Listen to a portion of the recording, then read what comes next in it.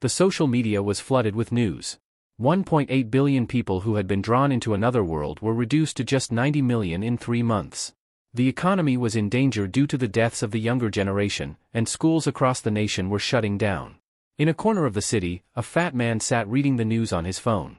His clothes were stained with blood. He was furious because only the 4th round had concluded, and so many players had already died. It felt like a loss to him. According to breaking news, after the 4th round, the number of players killed by other players had suddenly increased.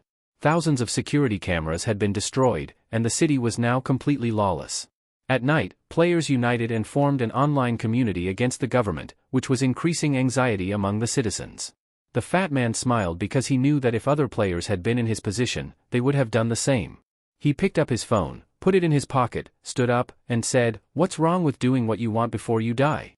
That's why people shouldn't be pressured so much by rules and restrictions." Then, in anger, he picked up a glass and smashed it on the ground, shattering it into pieces. The anger he had been suppressing exploded because now no one could stop him. With an arrogant smile, he declared himself better than all the other players. The room was filled with corpses, and the fat man began to laugh. Who should I kill next? He asked himself. He was a bit nervous but also happy because, for the first time, he had killed someone in real life. However, the feeling he had expected didn't come. Perhaps it was because he had already experienced all of this in the 4th round, he thought. But he was angry because killing ordinary people only gave him 1 stack, whereas hunting players in the 4th round was more efficient, he reasoned. Then he smiled again because he had acquired a new skill called absorption. Whenever he killed enemies, his bar would fill up, and once full, he would receive a random stat boost. The points he gained were proportional to the level of the enemy he killed. The fat man opened the door of the room. He was restless and wanted to kill players because they gave him more stacks. Curious, he took out his mobile phone and remembered that they had mentioned a forum for players. Suddenly, a sinister smile appeared on his face when he got the idea to join the forum and kill players there. This way, he could earn even more stacks. He opened the forum. It was the first online forum in the country created to help players and change the world. The PCW forum was conducting interviews for membership to ensure that only real players could be part of this community. Before joining, the fat man had to fill in personal information, level, class, nickname, zone name, and round number. Only after filling this out would he be accepted for an interview. The fat man found all this very strict because, apart from providing information, he also had to give an interview. But he had no other choice, so he filled out the form. He was confident that no player would even think that a player was killing other players. The next day, following the instructions, the fat man arrived at a place for the interview. According to the interviewer's message, he had to reach the Welcome Cafe by noon, and he could wear anything he wanted. He saw the cafe's signboard, which read, "Welcome Cafe," but he started to get angry because the place was in the middle of a forest, and no buses even came here. He didn't think much and opened the cafe door. In the back of his mind, he thought that if the interviewer turned out to be a fool, he would kill him too. Inside, the cafe was luxurious and more sophisticated than he had expected. 2 people were sitting at a table, talking. One had green hair, and the other was wearing a pink hood. They were the only customers in the cafe. Seeing the fat man, one of them stood up and asked, "Are you here for the PCW interview?" The fat man walked towards them and said, "Yes." The interviewer asked in a soft tone, "What's your nickname?" The fat man replied, "Black Flame Dragon." They shook hands, and the man introduced himself as the interviewer. The fat man started sweating. He was about to ask in surprise when the interviewer asked, "Are you a player?" He laughed and then nodded, saying, "Yes." The interviewer introduced the player wearing the pink hoodie, telling him that his name was Little Cuckoo. He said that Black Flame Dragon and Little Cuckoo could become teammates, so he asked them to greet each other.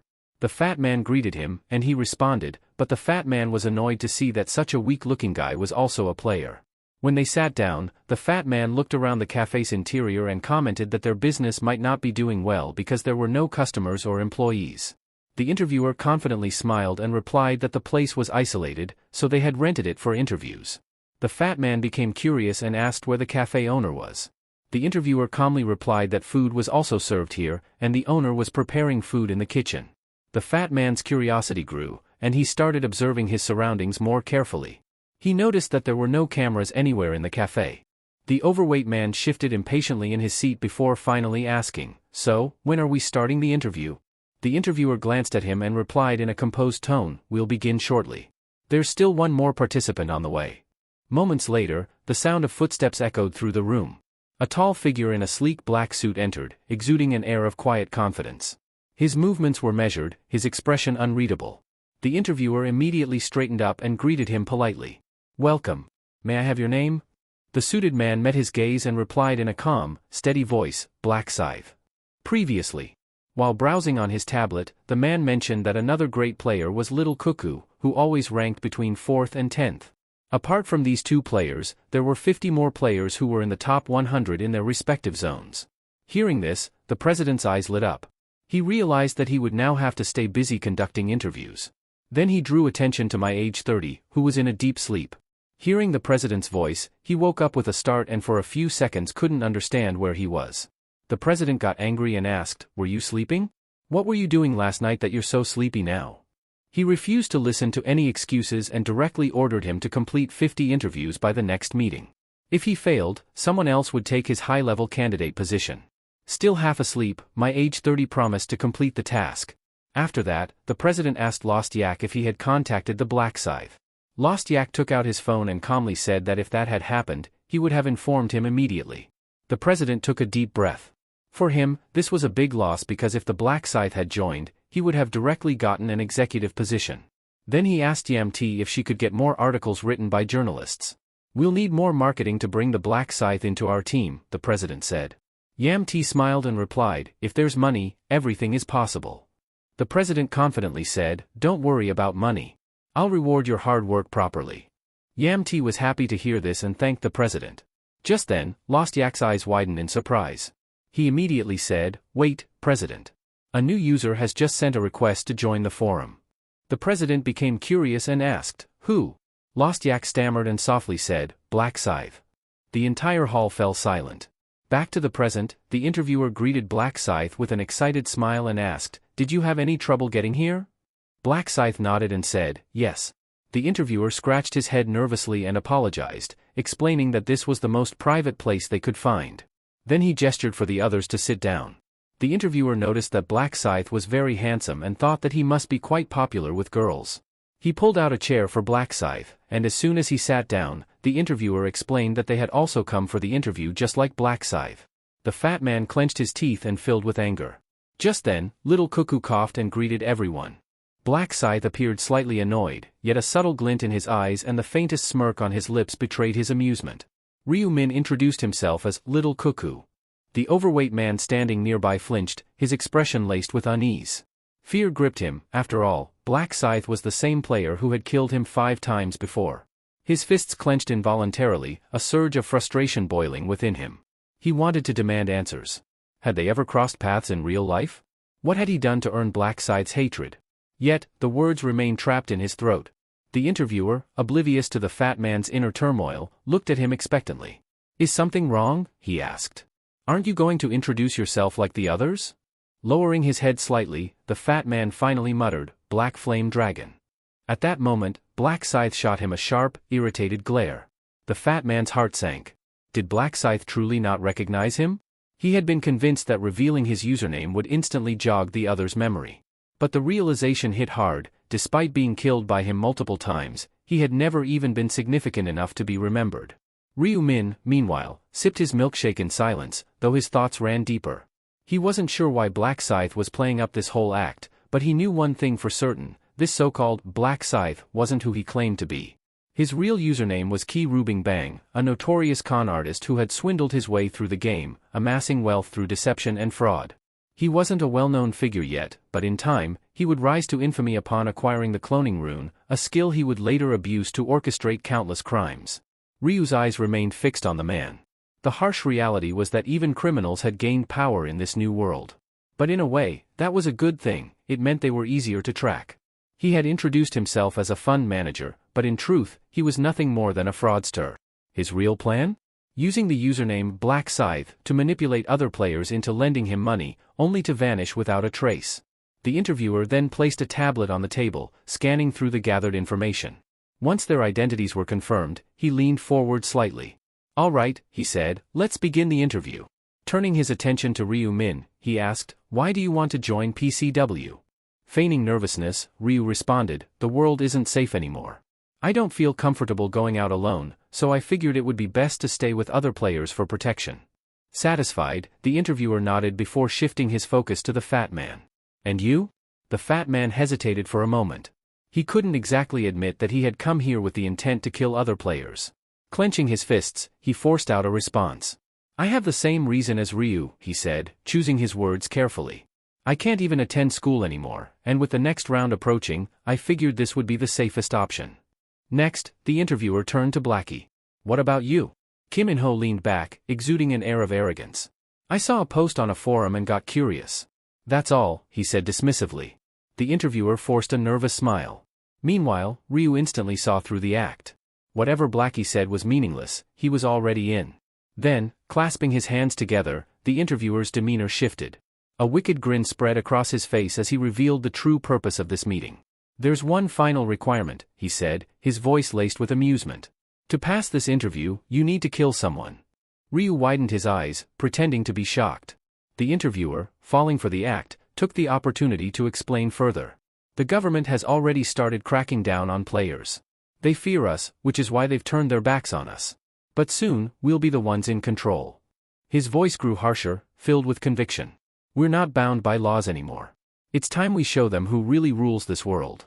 Ryu continued playing along, acting as though he was scared. The interviewer studied him carefully before adding, if anyone here isn't willing to go through with this, you're free to leave. But understand this, if you walk away now, don't expect any help from us in the future. Ryu wiped the cream from his milkshake off his lips, his mind processing the situation. It was clear, anyone who refused would be blacklisted. This entire setup was designed to push them into committing murder, trapping them in this ruthless organization. The fake Black Scythe and the fat man remained silent, lost in thought. Seeing their lack of resistance, the interviewer smirked. But, there's no one here to kill, the fat man finally pointed out. The smirk widened into something far more sinister. Oh, don't worry, the interviewer said. I've already made the necessary arrangements. Outside, the rain poured heavily, drumming against the windows like a rhythmic warning. The interviewer rose from his seat, gesturing for the others to do the same. The cafe owner, noticing their movements, spoke up. It's still pouring. You've rented the place, you're welcome to stay longer. The interviewer merely offered a polite smile. We appreciate it, but we're in a bit of a hurry. Then, as if suddenly remembering something, he turned back. By the way, where's the restroom? The woman pointed toward the far end of the cafe. In the corner. And with that, the real game began. The interviewer retrieved his car keys from his pocket, his fingers idly tapping against the metal before he turned toward the cafe owner. Could you do me a favor? He asked, his voice smooth and casual. The woman, oblivious to the hidden intent behind his request, offered a polite smile. Of course. What do you need? I'm in a bit of a hurry. Could you bring my car around from the parking lot? Without a second thought, the woman nodded. Don't worry, I'll take care of it, she assured him before grabbing a red umbrella and heading outside. The heavy rain drummed against the pavement as she stepped toward the parked car, water splashing beneath her feet. She flicked the umbrella closed and reached for the door handle. But just as she opened it, multiple hands shot out from the darkness behind her. A gasp barely left her lips before a powerful grip clamped around her throat. She struggled, her fingers clawing at the unseen attacker's arm, but her efforts were futile. Within moments, her body went limp. The one who had orchestrated this attack was none other than the interviewer himself. A cruel smirk tugged at his lips as he watched her fall unconscious in his grasp. His plan had worked flawlessly. Inside the cafe, both Ryu and the fat man were left stunned by what they had just witnessed. Ryu's voice broke the silence. What the hell are you doing? His tone was calm, but his sharp gaze betrayed his simmering anger. The fat man, visibly shaken, took a step back. Why did you do that? Without acknowledging their questions, the interviewer effortlessly lifted the woman's unconscious body and turned toward them. Quit standing around. Get in the car. His voice carried an unmistakable authority, as if their compliance was expected. Raindrops slid down the woman's limp fingers as he placed her in the back seat. The fat man hesitated, shifting uncomfortably, but ultimately followed Ryu into the vehicle. As the car weaved through the rain-drenched streets, silence filled the air, thick with unspoken tension. The only sound was the rhythmic drumming of raindrops against the windshield. The destination? A desolate, abandoned building on the outskirts of the city. Upon arrival, the interviewer stepped out first, lifting the woman over his shoulder as though she were nothing more than a sack of grain.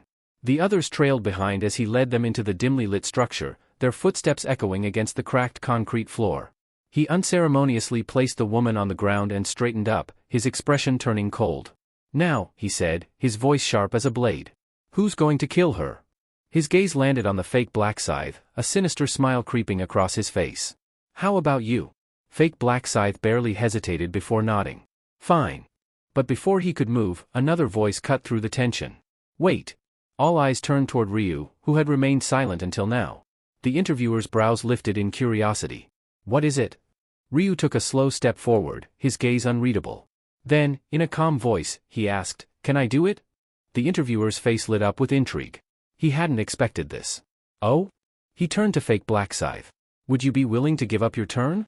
Fake Black Scythe merely shrugged. "Do whatever you want." As Ryu moved past him, Kim gave a smug grin. "Do a good job," he sneered. "You're doing me a favor." Ryu turned his cold gaze on him and replied in an emotionless voice, "Thank you. I'll make good use of the cloning rune." The smirk on Kim's face wavered. A flicker of confusion crossed his features, but before he could react, Ryu's hand shot out, gripping his throat with unrelenting force. There was no warning. No hesitation. A sickening crack echoed through the empty building as Ryu twisted Kim's neck with brutal efficiency. His body crumpled to the ground, lifeless. Black Flame Dragon and the interviewer were frozen in place, their faces drained of color. The interviewer stumbled back, his voice shaking. You killed him?" His eyes darted between Kim's corpse and Ryu, sheer disbelief flooding his expression. "Do you even realize what you've done? That was Black Scythe. A legend." His voice wavered with shock and fear. "Have you lost your damn mind?" Ryu slowly lifted his head, his expression as cold as the grave. His piercing gaze met the interviewer's trembling form. "You talk too much," he said flatly. The interviewer felt his heart hammering against his ribs. Those eyes. His breath hitched as a chilling realization settled in. It wasn't just the look of a killer, it was the gaze of a predator. It felt as though an apex beast had just marked him as prey. He instinctively stepped backward, but Ryu was no longer looking at him. Instead, his focus was on something unseen, until, suddenly, a translucent system notification flickered into existence before his eyes. "You have killed another player while impersonating them. Activation conditions met. You have acquired a hidden rune, Doppelganger rune. This rune will automatically bind to your body." A small, satisfied smile played at Ryu's lips. He had obtained the Doppelganger rune. As for the man who was destined to become infamous in the future, Ryu didn't care in the slightest. Ryu's gaze dropped to the lifeless body on the ground, his expression unreadable. His decision to impersonate Little Cuckoo had turned out to be more advantageous than he had anticipated. The interviewer, now seething with rage, stormed toward him, his voice trembling with fury. Little Cuckoo. Explain yourself. Why did you kill Black Scythe?" Ryu, unbothered by the outburst, reached into his coat and retrieved a pristine white mask. With slow, deliberate movements, he secured it over his face. As a strange gleam flickered in his eyes, he replied in an icy tone, "Kim was a fool who dared to steal my identity." The interviewer stiffened. His breath hitched as confusion clouded his mind. His thoughts raced, trying to make sense of Ryu's cryptic words, but nothing added up. Meanwhile, Ryu's attention had already shifted. His gaze fell upon the unconscious cafe owner lying motionless on the cold floor. The interviewer's rage flared even hotter. His teeth clenched as he pointed at the woman, his face twisting with frustration. "If you were so desperate to kill someone, then it should have been her.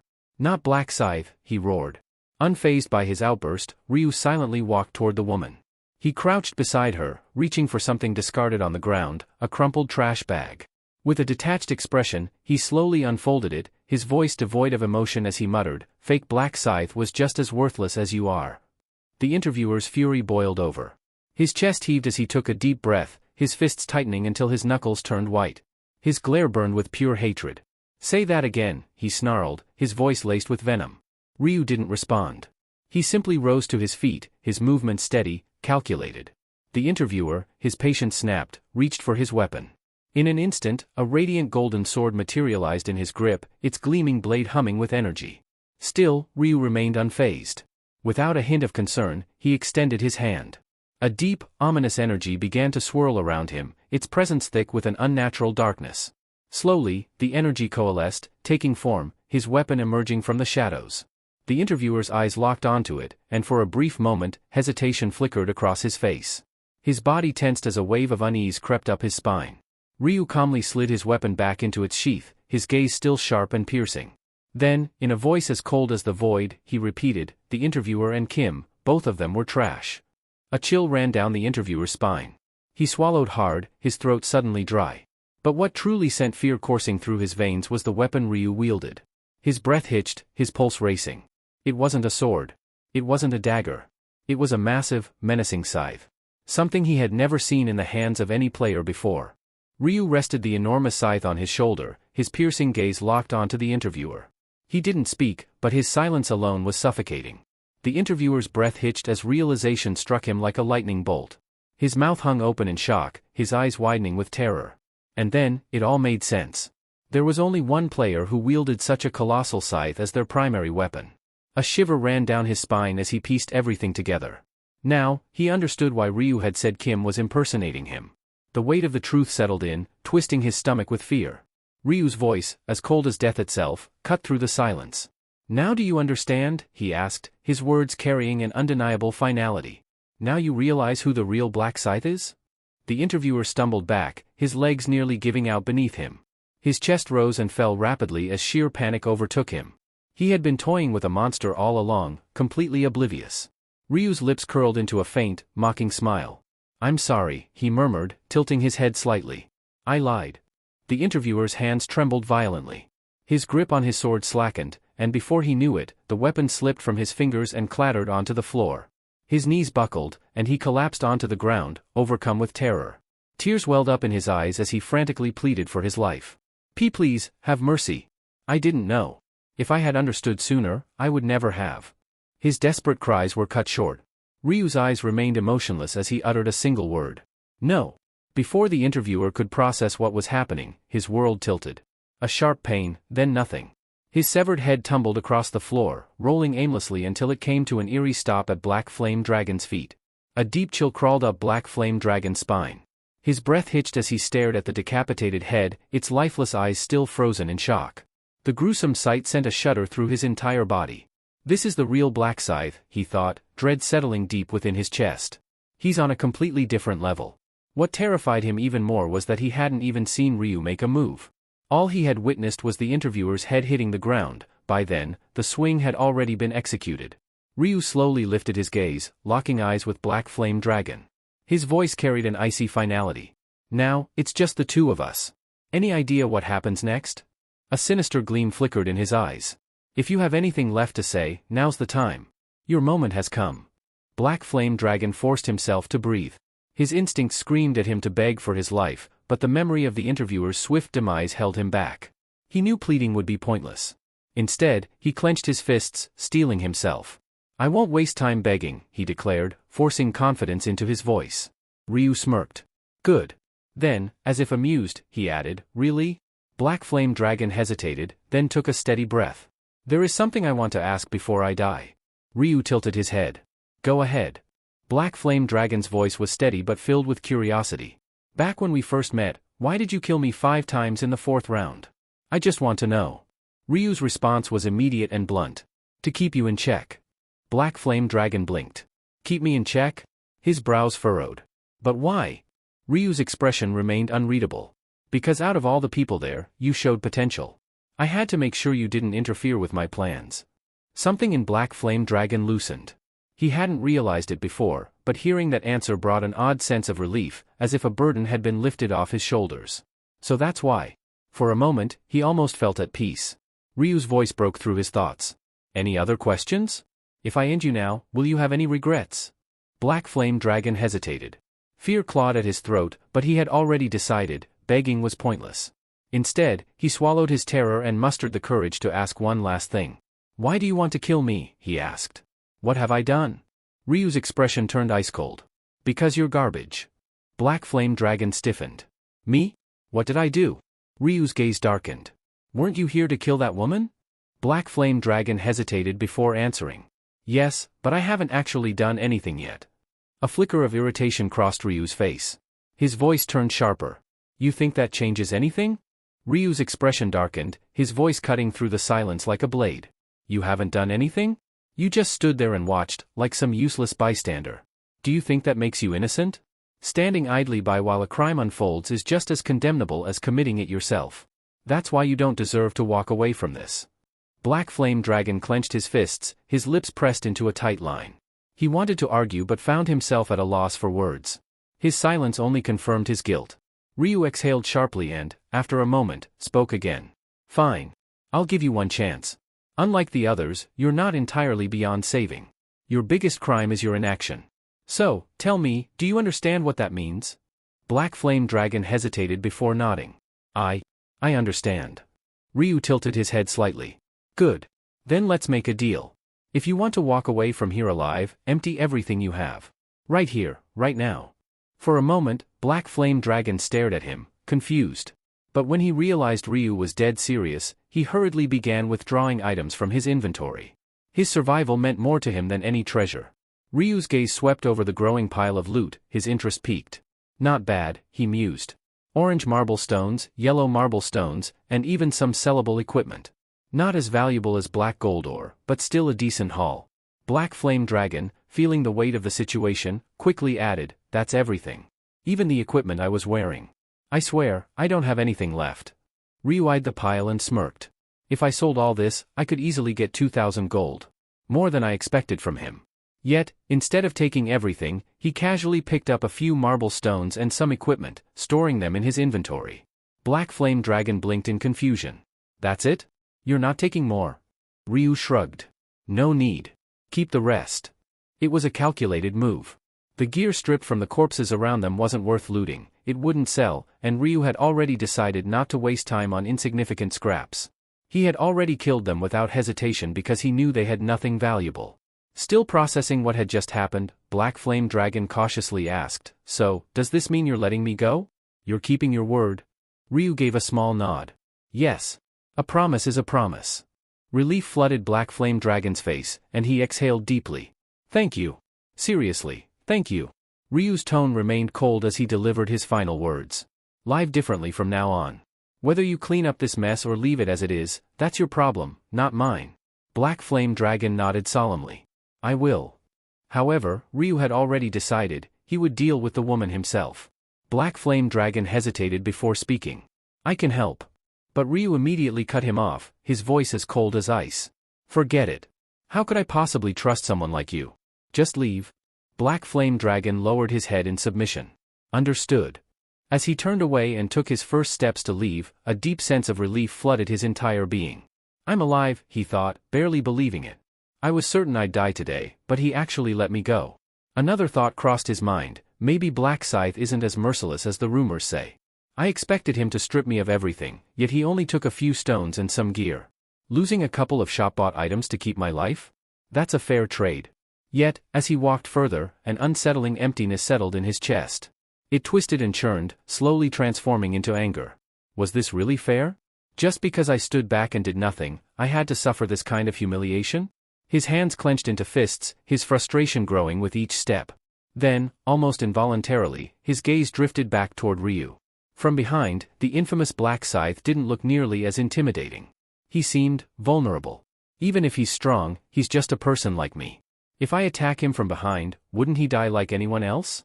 The thought took root in his mind, spreading like wildfire. Black Flame Dragon felt his grip tighten around his axe, his pulse quickening with anticipation. This is my chance. If I manage to kill him, imagine how much stronger I'll become. His level must be insanely high. My stats will skyrocket. His heart pounded as he took slow, deliberate steps forward, closing the distance between them.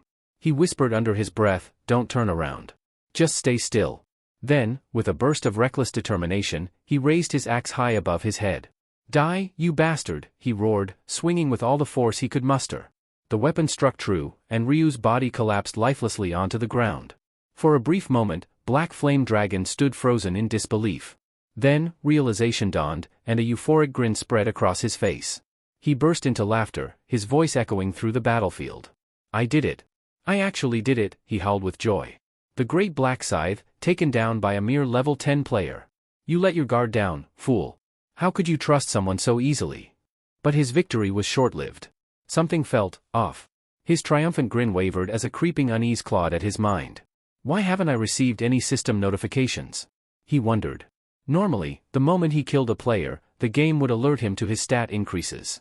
But now, there was nothing, no messages, no stat boosts, nothing at all. Dread pooled in his stomach. Slowly, he turned his head, searching for any clue as to what had gone wrong. Then, he heard a voice, one that made his blood run cold. "Why do you look so shocked?"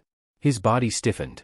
Heart pounding, he turned back toward the voice, only to see Ryu standing a few steps away, completely unharmed. A smirk played at his lips, his piercing gaze locked onto Black Flame Dragon. The sweat drained from Black Flame Dragon's face. His throat felt dry as he stammered, "How? I just killed you." His mind raced. Does he have some kind of resurrection ability? Or, am I losing my mind? Desperate for answers, he spun around to look at the ground where Ryu's body should have been. But there was nothing, no corpse, no blood, no sign that a fight had ever taken place. It was as if his attack had never happened. Ryu's smirk widened. "What you killed," he said coolly, "was just my clone." Black Flame Dragon's eyes went wide with horror. A clone?" Ryu gave a small nod. "That's right. The doppelganger rune allows me to create an identical copy of myself. It can't fight, but it serves other purposes, and this little experiment has been more valuable than I expected." Black Flame Dragon's face contorted with rage. His fists clenched as he trembled. "You tricked me," he shouted, his voice filled with fury. Ryu's expression darkened. His sharp gaze locked onto Black Flame Dragon. "Tricked you," he repeated, his tone laced with cold amusement. "Are you really trying to play the victim here? Let me remind you, I was the one who nearly got his skull split open by an axe. Who's the real victim?" Black Flame Dragon spat, his frustration boiling over. "Victim? You were the one who robbed me blind. You threatened me and took everything I had." Ryu remained silent for a moment, his icy stare unyielding. Then, without warning, he raised his scythe. A sudden sense of dread washed over Black Flame Dragon. Something felt wrong. His body stiffened, refusing to obey his commands. His breathing became shallow as panic surged through him. "What's happening? Why can't I move?" Before the realization could fully settle, a swift flash of steel severed his head clean from his shoulders. His decapitated body crumpled to the ground as his head rolled away, his wide, lifeless eyes still frozen in shock. Ryu exhaled calmly, surveying the now silent battlefield. There were no survivors, except for one. With a flick of his wrist, he activated Trace Eraser. Within seconds, the bloodstains and corpses vanished without a trace. If an outsider were to stumble upon this place, they would never guess that a violent massacre had occurred just moments ago. But one person knew the truth. Ryu turned his attention to the last remaining figure, a woman laying motionless, her head concealed beneath a black bag. The only living witness to what had transpired. He stepped toward her with slow, deliberate steps. "I need your attention," he said, his voice steady. The woman didn't move. She remained completely still, her breathing barely audible. Ryu narrowed his eyes. "Drop the act and sit up properly." At that, she hesitated, then reluctantly straightened her posture. Though the bag covered her face, he could sense her unease. In a soft, almost trembling voice, she asked, "How did you know I wasn't really unconscious?" A faint smirk tugged at Ryu's lips. "You thought fooling a player like me would be that easy?" The woman hesitated for a moment before softly whispering, "I'm sorry." Then, shifting uncomfortably, she asked, "This bag is really stuffy. Can I take it off now?" Ryu's response was immediate and firm. "No. Keep it on until I'm gone." She gave a small nod. "All right." Without wasting time, Ryu continued, "How many customers were in here earlier? Do you remember their faces?" The woman thought for a moment before answering. "There were 4 of them. One was an older man, probably around 40 or 45. I spoke to him, so I remember him clearly. But the others, their faces are a blur." Ryu studied her carefully, analyzing every word. She wasn't lying, her uncertainty was genuine. That was all he needed to confirm, whether or not she had seen his face. Satisfied, he gave a curt nod. "That's all I wanted to know." The woman shifted slightly, her voice carrying a note of unease. "So, does that mean I'm safe? It's over now?" Ryu's voice was steady but firm. "Yes. You can go home without worry. It won't be easy, but try to forget what happened here today. And don't get the authorities involved unless absolutely necessary, it'll only make things worse for you. Retaliation is always a possibility." A shiver ran down her spine, but she nodded in understanding. "I won't say anything." Ryu turned slightly, preparing to leave. "Good. Now, count to 60 before removing the bag. Not a second sooner." The woman swallowed nervously and began counting in a hushed voice. As she did, the silence around her grew heavy. The only sound was the faint rustling of wind against the bag covering her face. 58, 59, 60. With trembling hands, she yanked off the bag, her eyes darting around in frantic search of the man who had spared her. But the space around her was eerily empty. The ruined store remained, but there were no bodies, no blood, no sign that a violent battle had ever taken place. It was as if everything had vanished into thin air. Her breath hitched. Was it all a dream? She scanned the area once more, desperate for any trace of the mysterious figure who had saved her, but there was nothing. Only an unsettling silence remained. Doubt clouded her mind, and she murmured once more, did that really happen? The truth, lost in the void of uncertainty, would haunt her for a long time. After leaving the scene behind, Ryu returned home. As soon as he stepped inside, Ryu-1 greeted him at the door. "Why are you wearing my hoodie?" One asked, eyeing him suspiciously. Ryu didn't bother to answer and simply walked past him. Undeterred, One followed and asked another question. "Did you eat anything?" "No," Ryu replied curtly. One sighed. "Then at least order something to eat." "All right," Ryu agreed. Without another word, he removed the hoodie and tossed it into the trash bin. One, noticing this, frowned. "Why are you throwing that away?" "I'll buy you a new one," Ryu said flatly. He had no intention of letting One wear something he had on while taking another person's life. One didn't press the issue. Instead, with a subdued expression, he muttered, "School's shut down, and with all these players running wild outside, I can't even step out of the house." Ryu could sense the frustration in his voice. Wanting to lift his spirits, he casually asked, "How about a trip to Everland?" One's eyes lit up instantly. "Really? We can go?" "Yeah. Then let's go." One's excitement was palpable. The next day, the two brothers arrived at Everland. It had been ages since their last visit, and seeing One's genuine happiness made Ryu feel at ease. "This place is still running," Ryu remarked as they walked in. "Most places like this have shut down, but Everland is still operating." As they strolled past a shop, they noticed a family walking out, each of them donning a pair of fluffy rabbit ears. One's gaze lingered on them for a moment before he spoke. "I want to try those too." They ended up picking panda ear headbands instead. In the next moment, they both stood there, looking unexpectedly adorable with the accessories. Ryu snapped a few pictures, capturing the rare light-hearted moment. From that point on, One wanted to try everything. They rode the roller coasters, explored various attractions, and even watched pandas playing around in their enclosure. Ryu felt content seeing his younger brother enjoying himself without a care in the world. However, the mood took a subtle shift when One suddenly fell silent. His excitement faded, replaced by a somber expression. Tomorrow. His brother had to return to that game tomorrow. Noticing One's unease, Ryu reassured him, "Don't worry. I'll be fine. I might sleep a little longer when I come back, but that's all. It's dangerous, yeah, but I know how to handle it."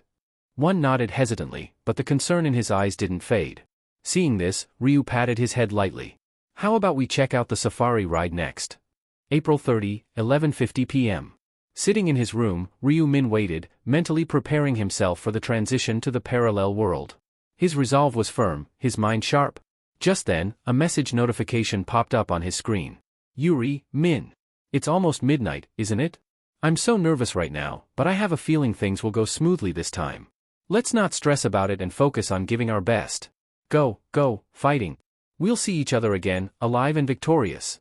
A quiet chuckle escaped Ryu-min's lips as he read her message. She's anxious. That long text makes it obvious. It wasn't surprising. After all, he had warned her in detail about the dangers of the 5th round. But she didn't need to worry. From this point onward, he would be her shield. Starting with the 5th round, the zones were set to merge, meaning he would finally cross paths with Min Yuri. Even if it was just to take advantage of her buffs, he had already decided to ensure her safety. "She's looking for the Black Scythe, but she has no idea that I'm him." As he checked the time once more, he smirked. "Oh? It's time already? Then, let's begin." As the clock struck midnight, Ryu-min's eyes slowly closed. In the blink of an eye, his consciousness was pulled away, plunging him into the parallel world once more. As Ryu-min's eyes fluttered open, he was met with a familiar sight. A vast stretch of open grassland spread before him, eerily reminiscent of the battlefield from the very first round. One by one, figures materialized around him, avatars of the remaining players, summoned onto the plains just as before. For Ryu-min, this scene was nothing new. He had witnessed it unfold multiple times. But for many of the others, it was different. The air was thick with tension, and it wasn't just because of the round ahead. The crowd had thinned considerably. Is this really all of us?" someone muttered. "There's no way. More players must be arriving soon. Don't kid yourself. Last round, we had about 500 left. Now that I think about it, yeah, the numbers do seem right. It's too quiet, something feels off." As murmurs of unease spread through the group, a familiar presence descended from above. A figure suddenly appeared, a radiant being with gleaming wings, its smile twisted with amusement. Welcome once again, humans. Congratulations on making it to the 5th round. Hee. The angel's tone was light-hearted, but not a single player returned the enthusiasm. Their expressions remained grim, their gazes filled with silent contempt. Of course, none of them had any fondness for these so-called celestial beings. The angels were the ones responsible for throwing them into this relentless death game. Oh my, what's with the long faces? Cheer up, will you? The angel chuckled. You all had quite the time last round, didn't you? Killing each other so enthusiastically, kikiki. Its laughter echoed across the plains, further igniting the players' quiet resentment. Ah, I see. Not in the mood for jokes today, the angel mused, feigning disappointment. Fine, I'll get serious then. Its previously mischievous expression faded, replaced by a more businesslike demeanor. Currently, we have 442 survivors. Originally, this round was supposed to begin with 521, but it seems we're short by almost 80. I suppose some of you decided to settle your differences outside the game as well. A ripple of tension spread through the crowd. The numbers dropped again? Why do they keep decreasing like this? The angel, unfazed by their reactions, continued. Well, whatever happens in your world isn't my concern. However, with only a little over 400 of you left, things might start feeling a bit uneventful. The angel's lips curled into a sinister smile. So, I took the liberty of preparing something special. That's it for today. Thank you so much for watching. If you enjoyed the video, don't forget to hit that like button and subscribe for more. We'll see you in the next one.